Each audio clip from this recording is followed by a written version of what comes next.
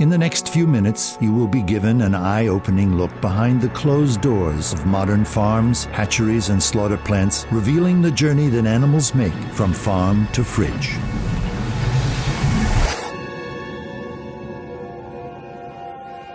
For nearly their entire 4-month pregnancies, mother sows are locked in narrow metal stalls barely larger than their own bodies. Many of the animals develop open sores and scratches. Workers often kick, hit, and yell at pigs to move them. Soon after birth, piglets are castrated by workers who cut into their skin and rip out their testicles.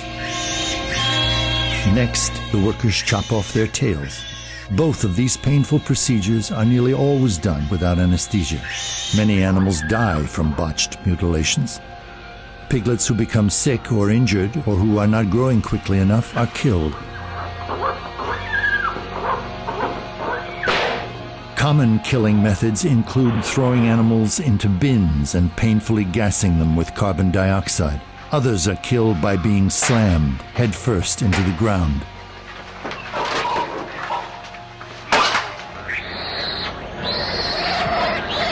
At a factory farm in Ohio, workers killed injured sows by hanging them on a forklift to be slowly strangled to death, a practice defended by the pork industry. Pigs raised for meat typically live only 5 to 6 months, a mere fraction of their natural lifespan, in overcrowded pens like this. Workers frequently tattoo the animals with ID numbers by hitting them with metal-spiked mallets. Once pigs have reached market weight, they are sent to slaughter. At the slaughterhouse, pigs are knocked in the head with a steel rod, hung upside down, and have their throats slit. Improper stunning condemns many pigs to having their throats slit while they are fully conscious and suffering. Others are even scalded alive in the hair removal tanks.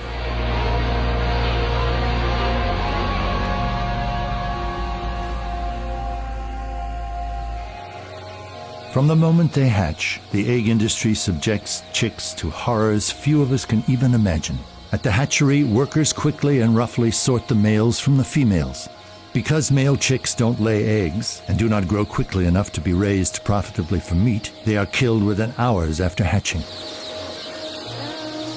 Male chicks are typically thrown into giant grinding machines while still alive. This practice is deemed standard and acceptable by the egg industry.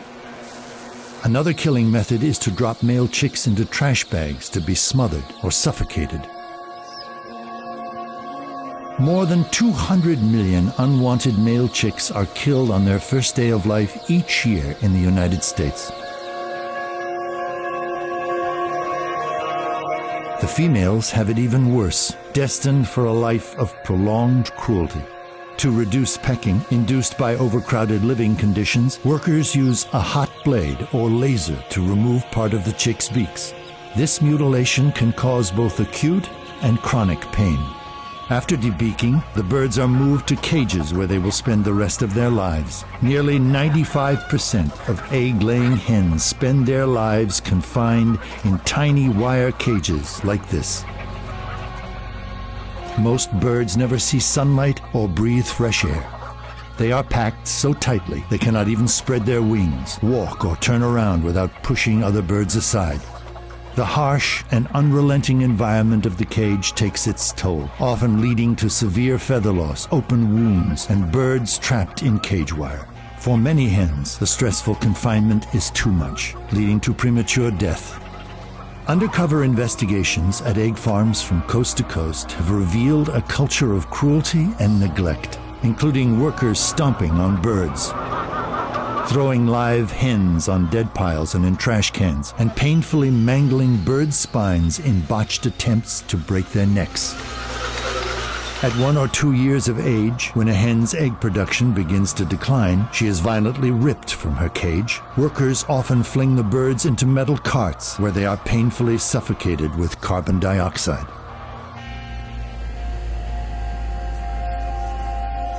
Crowded by the thousands into filthy sheds, chickens and turkeys are denied many of their most basic natural behaviors and needs, such as fresh air and exercise. Through genetic selection, chickens and turkeys raised for meat have been bred to grow so large so quickly that many suffer crippling leg disorders, chronic joint pain, and even fatal heart attacks. Sick or injured birds often have their necks broken. Others are clubbed to death.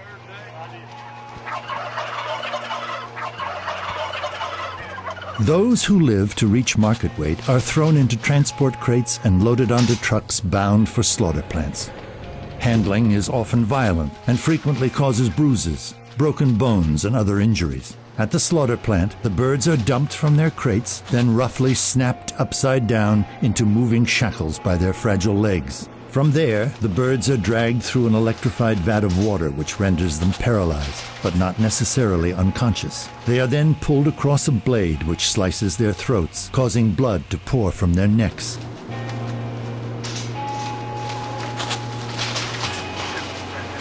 Some of the birds who miss the blade have their throats slit or their heads ripped off by a backup killer. Other birds are drowned and scalded in the tanks of hot water designed to loosen the bird's feathers. Cows produce milk for the same reasons that humans do, to nourish their young. But calves on dairy farms are dragged away from their mothers and violently killed, all so that humans can have the milk instead.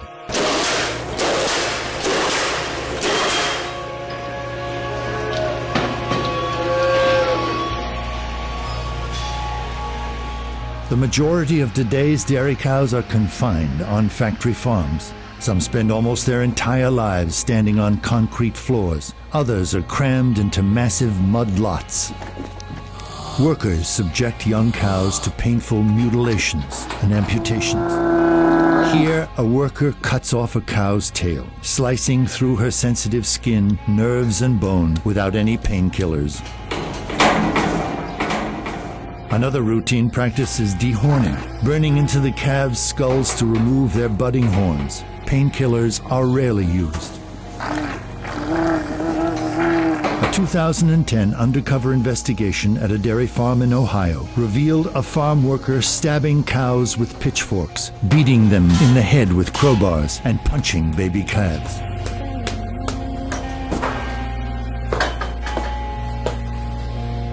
Injuries and illness often run rampant in filthy, disease-ridden factory farm environments. Cows too sick or injured to stand are called downers and are often left to slowly suffer and die from their injuries.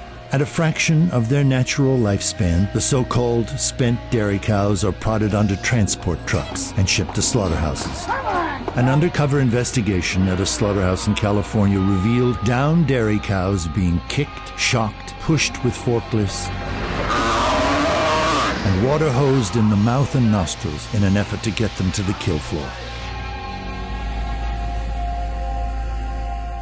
Most cattle raised for beef endure several mutilations without painkillers, including castration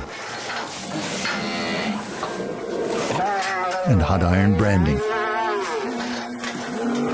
Most spend the last few months of their lives in overcrowded feedlots, standing in their own waste. Unreliable stunning practices at the slaughterhouse condemn many cattle to having their throats cut and their limbs hacked off while still alive and conscious. Undercover investigations at kosher slaughterhouses in the United States have documented the routine practice of cutting open the throats of fully aware and alert cattle.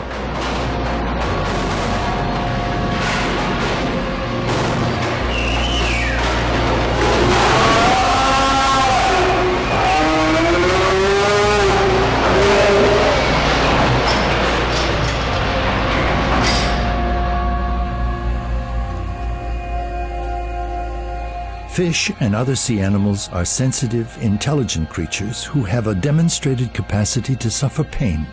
Massive trawling nets indiscriminately drag hundreds of tons of fish and other animals along the ocean floor. As they are dragged up from the ocean depths, the fish undergo excruciatingly painful decompression. The extreme changes in pressure can rupture their swim bladders and pop out their eyes. They are then tossed on board where the surviving fish either suffocate or are crushed to death. Others are still alive when they are hacked apart on these floating slaughterhouses. Untold millions of dolphins, turtles, and other non-target aquatic animals are also killed by ocean trawler nets each year. Today, approximately 1 in 5 fish consumed worldwide is raised in captivity. Like factory-farmed animals on land, farm-raised fish are crowded by the tens of thousands in small, disease- and excrement-ridden areas for their entire lives. When fish reach market weight, they are loaded onto tanker trucks and shipped to slaughter, where common killing methods include slow suffocation.